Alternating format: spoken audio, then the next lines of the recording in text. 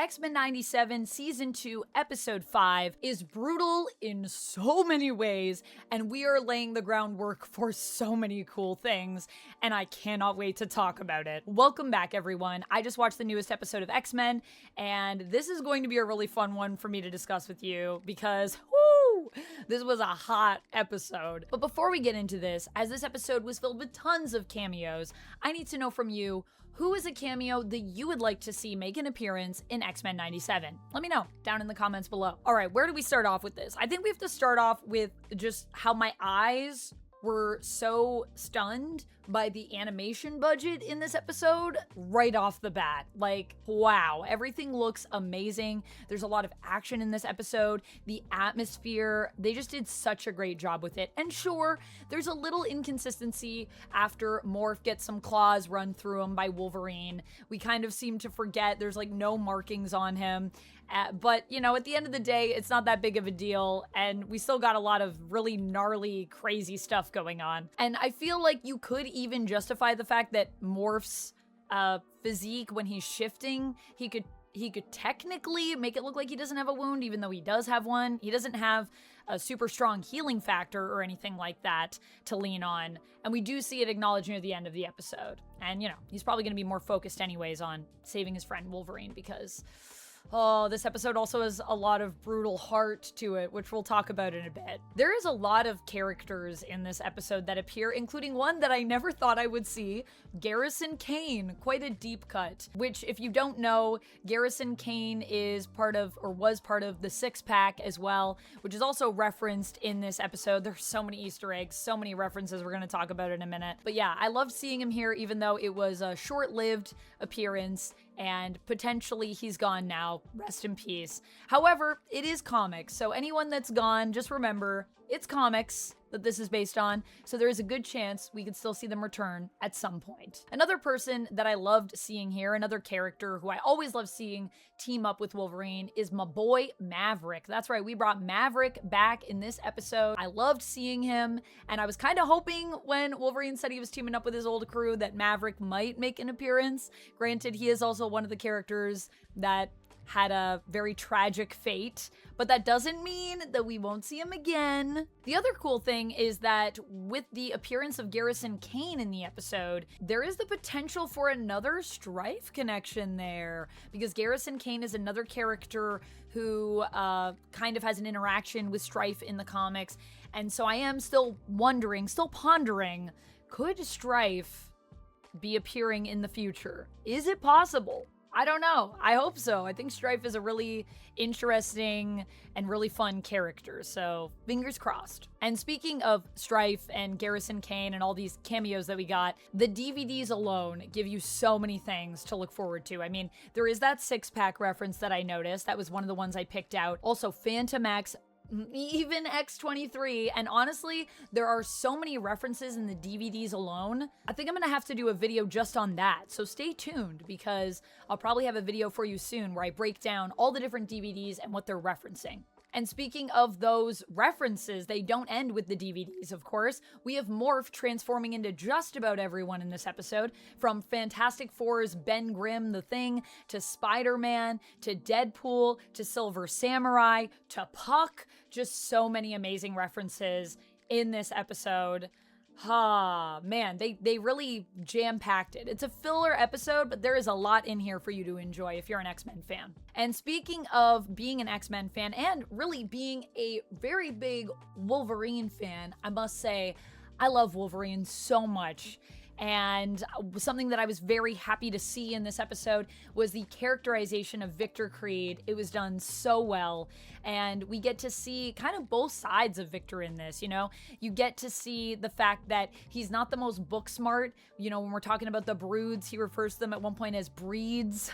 It's just one of those breeds. But then he also is a very savvy person. I think something that we need to remember with Victor is that he is, you know, a master planner and a master strategist. And so when he's handling the tech equipment, we also get to see the capability of him as well, how he's kept up with tech over the years and he still is smart in his own way. And that is something that I think a lot of people forget with Victor. They just think he's a big dumb villain, and he isn't. I really like Victor Creed. So for me, it's very important that Sabretooth's characterization is done well. And we don't just have a character that is done well in terms of how they're written here. We also have with Sabretooth a great voice coming in. Now, the original voice actor for X-Men in the animated series was actually Don Franks, but he passed away, so he was not able to, carry on that legacy of this role. But we do have an amazing voice actor stepping up to the plate, and he did a great job. And that is Darren DePaul, who I feel like is a man of a million voices. If you look up his credits on IMDb, the list goes on and on and on. He's been in everything. And case in point, he's not just doing one voice here and knocking it out of the park. No. He's also the voice of Omega Red, which I also feel he knocked out of the park. And I say that as someone who is also an Omega Red fan. I think the animation they did for Omega Red in this was amazing. His characterization was perfect, and he even has such a cool theme here. Oh, the theme.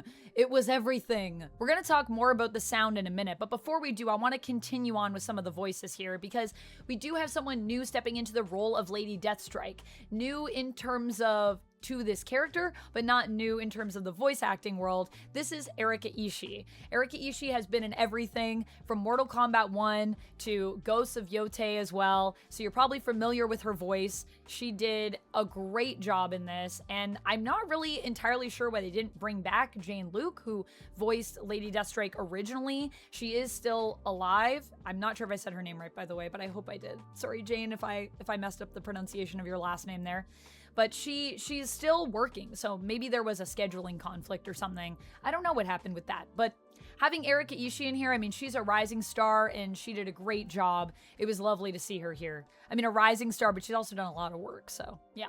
She's great. And what they did with Lady Deathstrike's character I also thought was interesting. She's kind of a combination of Yuriko and Mariko. I think that is cool for Lady Deathstrike because it gives her a lot more to work with in terms of her relationship to Logan in this. It makes their relationship a lot more interesting and a lot more complex.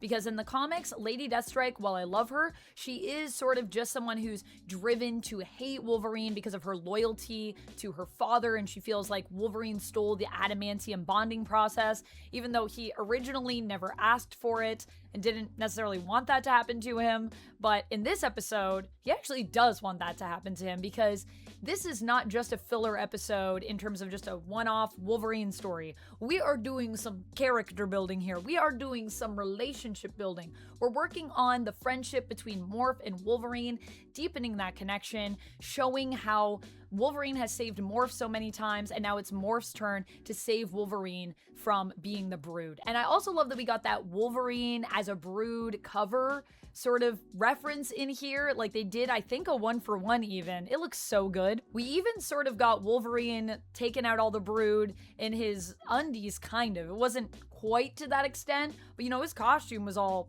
ripped up. I like that. That was cool. And with Morph stepping in to sort of save the day here for Wolverine, I love that we also reflect on the fact of Wolverine's relationship with himself. Morph is being told by these villains who are teaming up with Wolverine here, but who have fought against him in the past. This is who Wolverine is. He is the animal instinct. So maybe it's best that we leave him, that we put him down, because that's who he is. But Morph is not settling for that. He believes his friend is more than that. And the sad fact is that, Logan struggles with that. He doesn't believe that he's more than a weapon. And I feel like this episode is both really sad and just really heartwarming to see Morph care about Wolverine so much, to go in after him even when it feels like he's doomed, to not give up on him. And then we get that adamantium bonding process again. And we also find out that Wolverine kind of went in here for that because he feels if he doesn't have his adamantium, he doesn't really have anything. And that's who he is. It's sad. That is very much Wolverine, honestly, to a T. He does struggle with this idea of the animal instincts inside him, the rage, and wondering, how much of that is him, how much of that is his life and sort of what has happened to him, and then where do we draw the line? Is there more to Wolverine than that? I think there is, but I do know that Logan struggles with that. And I think it was such a fun team up too. I mean, getting to see Wolverine team up with Lady Deathstrike and Sabretooth and Maverick and short-lived, but Garrison Kane and Morph. This was really fun. And I love getting to see a sort of villain hero team up. I always think that's really great, really entertaining.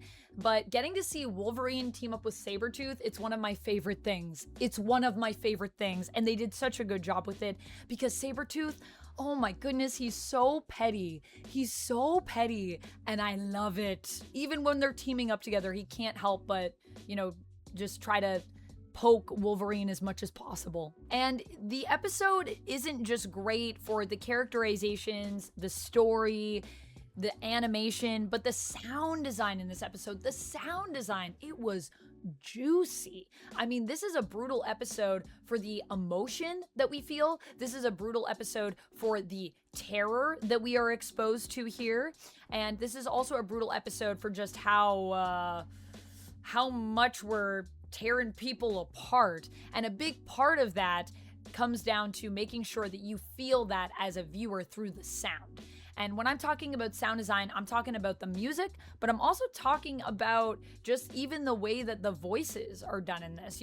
Wolverine, when he's in the tank and he lets out that scream, the way that these characters talk to each other, and I was listening with my headphones on, you feel like they're right around you. And it really did create that sort of eerie, creepy feeling. It was intense and I loved it. So great job, sound design. Overall, it's just a really fun, really well done episode. And yeah, it is filler, but it's filler where we're doing the work for the characters and even building the groundwork for future stories. And that is so cool, man. That's why I love X-Men 97. They don't phone it in. They put the work in and it shows. So another great episode. I had a great time with it. Anthony Saletti, who wrote this one, hats off to you. As a Wolverine fan, I was appeased. That's all I really have to say about this one. I would love to hear your thoughts down in the comments below. Feel free to shout out any fun Easter eggs that you noticed, and I do read your comments, so perhaps some of those will make an appearance in my next video where we're going to talk about the DVD collection and possibly more. Stay tuned for that. I'll see you over there, and until next time, friends, as always, stay nerdy. Bye! And if you love when I talk about X-Men, I love to talk about X-Men, and you can check out more of that right over here.